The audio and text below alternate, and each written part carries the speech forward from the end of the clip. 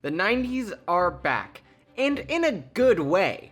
As the 30-year cycle continues to hold true, we have started to see a lot of nostalgia turn its head towards the games of the 1990s, giving us many remasters, remakes, and reimagining of classic 90s titles. Not only are old games getting a revival, but we're also starting to see new games start to pull tropes and mechanics from that era.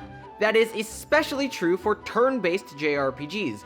Given the breakout success of games like Persona 5 and Dragon Quest XI, we have seen that this genre isn't dead. And with that, we've seen some games that have done extremely well that rely on a more classic style. Today, we are going to use 5 criteria to examine 2 Square Enix published Nintendo Switch titles, Octopath Traveler and Bravely Default 2, in order to see how the two approaches these games take differ.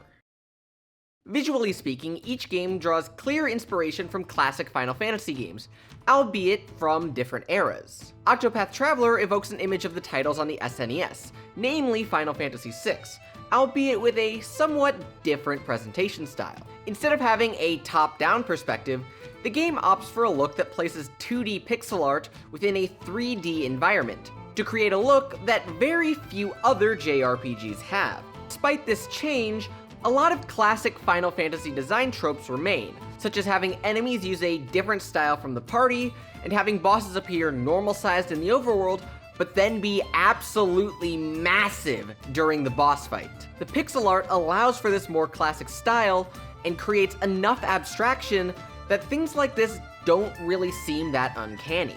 Bravely Default 2, while pulling a lot of tropes out of early games like the original Final Fantasy and Final Fantasy V, opts for a visual style that's more akin to what we saw in games like Final Fantasy VII, 8, and 9, superimposing 3D models over top of a 2D hand-painted background when exploring towns and dungeons, while the overworld and combat are in full 3D. Due to almost being fully in 3D, this means that a lot of design choices that Octopath got away with have to go.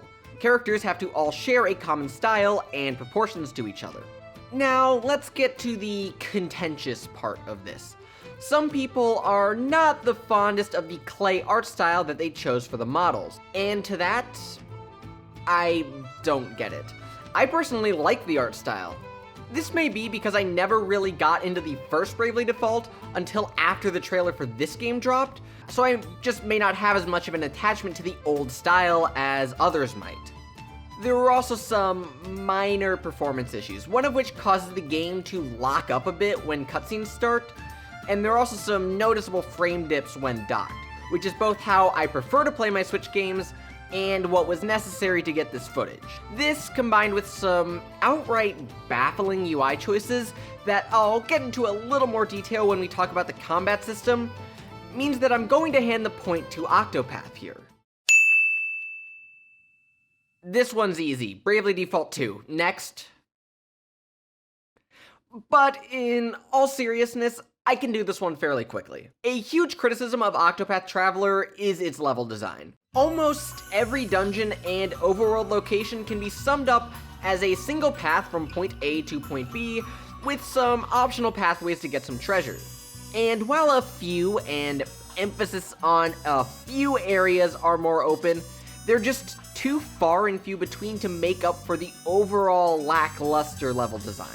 And while some of Bravely Default 2's dungeons are similar to that, and actually most RPGs are kinda like that, the art style hides it much better. Furthermore, the overworld is a lot more open in its design, allowing for more freedom instead of just carting you directly to the next town or dungeon. And I guess we need to talk about this as well, so let's talk about Octopath's random encounters. So, I'm a bit biased here. I've lost pretty much all of my taste for random encounters over the years. I am not a fan, and playing a few RPGs that had them last year really cemented that for me. So, when comparing a game with random encounters to a game with touch encounters, I'm going to favor the one with the touch encounters if I'm completely honest. Now, while I still think at some points Bravely Default 2's encounter density is still a bit much, the game gives you far more options in order to avoid them, such as the Ward Light item, which stops enemies from noticing you for a short while. and having enemies run from you if you're too high leveled for them to pose any significant threat. Compare that to Octopath Traveler, which provides a few skills to alter the encounter rate, but no way, and I repeat, no way, to stop encounters altogether until you beat the game's optional secret final boss. So basically, you can turn off encounters if and only if you take down the hardest challenge in the entire game. So I hope you like battling, because you're going to do a lot of it, especially if you have to backtrack for something. So to reiterate what I said at the beginning of this section, point Bravely Default 2. Combat-wise, this one's a bit more mixed for me. There are elements that I like about both systems, which is going to make it hard to choose one, but I'll try anyways. Combat in both of these games is derived from the first Bravely Default game, although Octopath Traveler goes in a very different direction with it. Combat is divided evenly into turns, where the order of action within each turn is determined by a character's speed, with a slightly random element to it. The game tells you the turn order for both the current turn and the next turn coming up. And this is important too, so take note of it. As you attack enemies, either with your weapons or with elemental magic, you are able to discover their weaknesses. By hitting enemies for their weaknesses, the numbers on the little shield below their sprites go down by 1, and when they hit 0, the enemy enters a break state, erasing their action for both the current turn as well as the next one. In this state, enemies become more susceptible to damage, meaning that it's your chance to really lay it in on them. In order to help with the effort of breaking enemies, the game doesn't make you choose between what weapon class you want to use ahead of time, enabling each character to equip one of each weapon type that their job classes permit, allowing you to pick which one you want to use as needed during combat.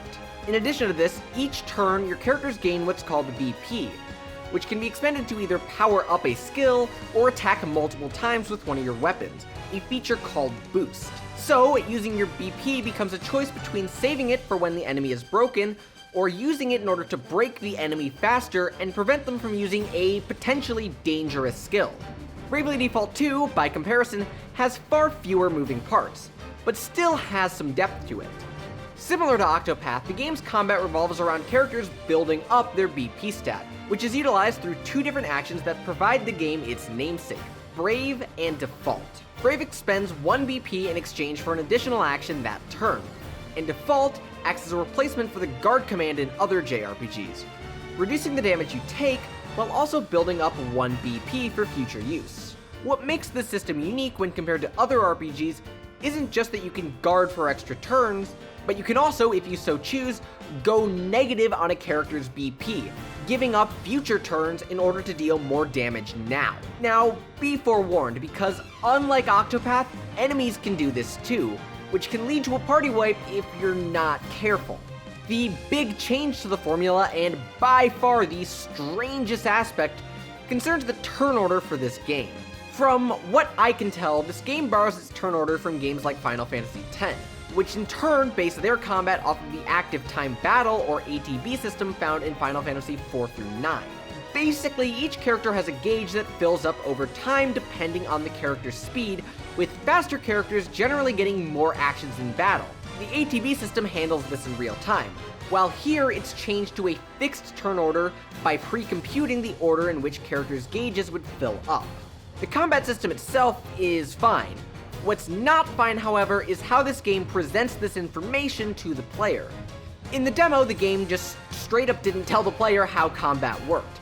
Due to this being a fairly common complaint, many players voiced their feedback about this to Square Enix, and they fixed it. Kinda. Instead of doing something rational, like, I don't know, telling the player the exact turn order, like how Final Fantasy X does, they decided that for the party they were just going to expose the turn gauges to the player, and gave us this little icon over enemies when they're about to act, which is helpful, but not by much. So, personally, in theory, I like Bravely Default 2's combat better. Fights can go on for way too long in Octopath at times, and random encounters can be a bit tedious if you don't have the right weapon type in your party at the time. However, Bravely Default 2's UI makes a fundamental part of how this game is played a bit too opaque for my liking. So...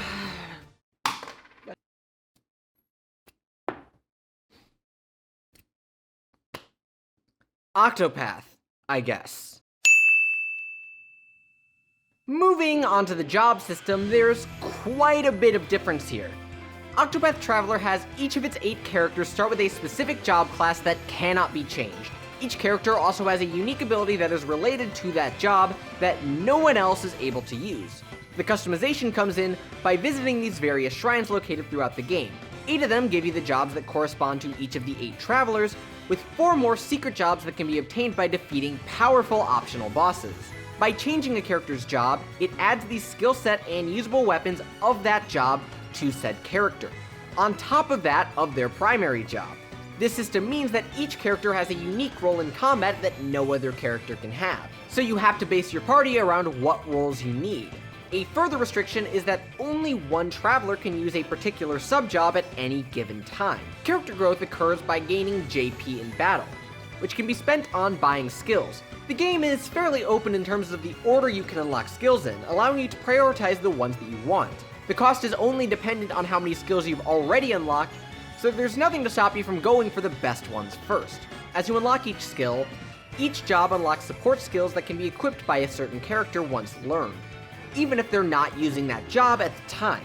Unlike the active skills, support skills are unlocked in a set order once you've unlocked at least 4 skills on a given job, meaning that there's still some structure to job growth. Comparatively speaking, Bravely Default 2 gives you far more options for each character. Throughout the game, you obtain what are called asterisks from each of the game's various bosses, which, unlike Octopath and the first Bravely Default, are largely obtained by playing through the story normally. Just like Octopath, each character can have 2 jobs, but they don't have a fixed primary job, nor do they have any unique skills, making each of the 4 party members able to use any job combination as you wish, including having duplicates of any class if you so desire. Also like Octopath, jobs are grown by gaining JP in battle. However, instead of choosing which skills you want to learn, the jobs level up and see a character learn either an active or a support skill on each level. The interesting aspect of the job system here is how each job has 2 unique passive skills that only they have, one that they have by default, and one that's learned when the job is mastered at level 12. There are passive skills to gain access to the ones from a character's secondary job that can be learned, but those aside, the skills are locked to a specific job.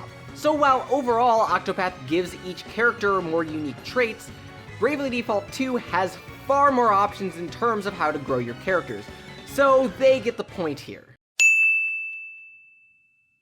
The story is another bizarre point for both of these games. Neither game has an overly impressive story. Octopath is a bit unique that there are 8 stories going on at once. Each one is completely self-contained, meaning that you can tackle them in any order that you'd like. But this also means that there are no real interactions between the characters outside of these little optional conversations that you can view after the main cutscenes, but that's really it. This leads to a fairly disjointed structure with no real connecting threads to it.